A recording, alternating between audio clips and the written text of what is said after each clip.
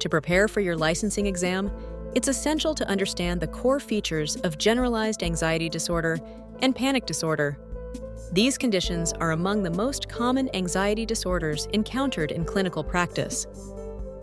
Generalized anxiety disorder is characterized by persistent and excessive worry about various aspects of daily life, while panic disorder involves recurrent, unexpected panic attacks and ongoing concern about having more attacks. Recognizing these diagnoses is important because they can significantly impact a client's functioning and quality of life. You'll need to be familiar with how these disorders present, including typical symptoms and patterns of behavior, so you can accurately identify them and support your clients effectively. Let's take a closer look at the DSM criteria for generalized anxiety disorder. First, symptoms must persist for at least 6 months, affecting daily life and functioning. Key signs include excessive worry, difficulty controlling anxious thoughts, and physical symptoms like restlessness or muscle tension. It's important to observe whether these worries span multiple areas, such as work, health, or social interactions. You might also notice defense mechanisms in clients, such as avoidance or over-preparation, as they attempt to manage their anxiety. Being able to recall these criteria quickly is essential, especially in exam settings, so understanding each component thoroughly is crucial. Now, let's turn our attention to panic disorder. It's important to understand what truly qualifies as a panic attack, as not every episode of anxiety fits the criteria. Panic attacks are sudden surges of intense fear or discomfort that peak within minutes, often accompanied by physical symptoms like heart palpitations, sweating, or shortness of breath. Recognizing these symptoms is crucial when assessing a client. To determine if someone meets the criteria for panic disorder, you'll need to consider the frequency and unpredictability of these attacks, as well as any ongoing worry about future episodes. Pay close attention to the timeline and duration of symptoms, since panic disorder is distinct from general anxiety by its recurrent, unexpected nature and the persistent concern it causes. Generalized anxiety disorder and panic disorder share several key similarities that can significantly impact a person's daily functioning. Both conditions often lead to disruptions in work performance, strain personal relationships, and interfere with healthy sleep patterns. The symptoms of anxiety, whether persistent or episodic, can make it challenging for individuals to concentrate, maintain routines, and feel secure in social settings. Understanding these overlapping effects is crucial, especially when distinguishing between the two disorders in clinical practice or on an exam. Recognizing their common ground helps clarify why both are considered serious mental health concerns.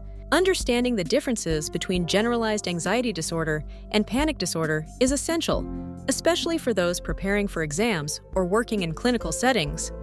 When observing clients, you may notice that GAD is characterized by persistent, excessive worry about various aspects of life, while panic disorder involves sudden, intense episodes of fear known as panic attacks. Clients with GAD often describe a constant sense of anxiety that lingers throughout the day, whereas those with panic disorder report abrupt episodes that can feel overwhelming and unpredictable. These distinctions also impact daily functioning.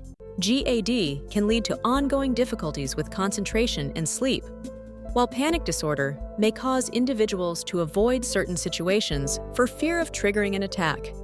Recognizing these patterns helps in accurate diagnosis and effective treatment planning.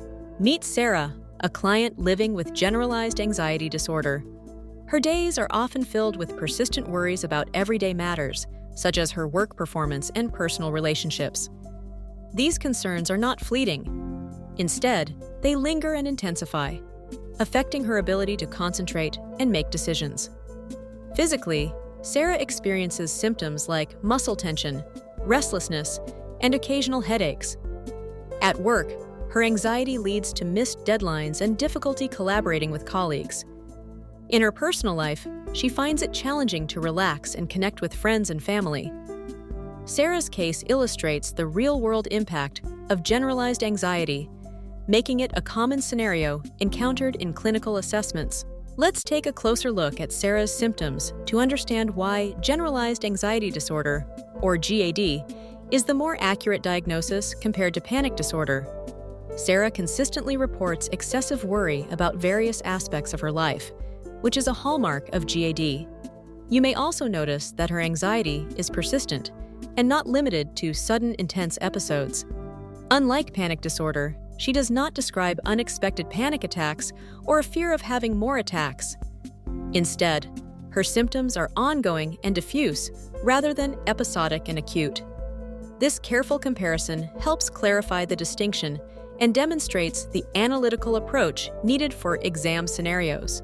Mark is a client who experiences panic disorder, a condition marked by sudden and intense episodes of fear known as panic attacks. During these attacks, Mark may feel his heart racing, struggle to breathe, or sense overwhelming dread, even when there is no apparent danger. His reactions often include avoiding places or situations where he fears an attack might occur, which can lead to significant changes in his daily life. Over time, Mark's fear of future attacks begins to shape his routines, relationships, and overall sense of well-being. This pattern of avoidance and anxiety is typical in classic cases of panic disorder and is important to recognize for effective support and intervention.